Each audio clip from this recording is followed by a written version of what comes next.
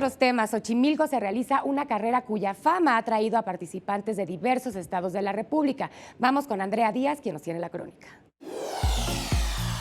¿Se imagina una carrera de 4 kilómetros a campo traviesa por las entrañas de un cerro?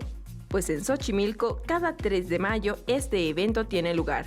Se trata de una competencia llevada a cabo por la delegación en colaboración con la asociación civil Ave Fénix en el Cerro de Xochitepec, un evento que busca promover el cuidado del medio ambiente y fortalecer las costumbres de los pueblos originarios, ya que está vinculada con la fiesta patronal de Santa Cruz Xochitepec. La tradición viene casi en conjunto con la tradición que se lleva a cabo el día 3 de mayo, que es la subida de la cruz y la bajada.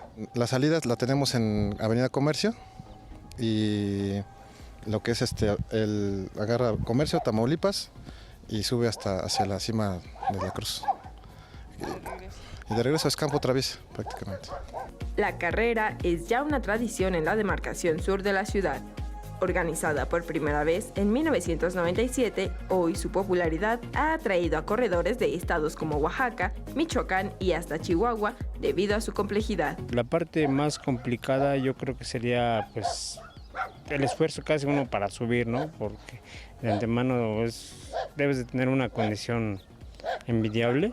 Y es que el reto no es apto para todos. Al principio, antes de estos 20 años, sí se hacían pequeñas competencias para todas las edades, pero conforme fue creciendo esta carrera, pues ya por el riesgo también que hay en cuanto a pues alguna lesión y pues la que es competitiva, pues se hizo hasta a partir de los 18 años. La inscripción a la carrera es prácticamente gratuita y los premios para los 3 primeros lugares varían entre una serie de artículos deportivos y trofeos. Sin embargo, para los cerca de 300 competidores, la presea más grande es la convivencia. Y ya sea por convivencia con la familia o con los amigos.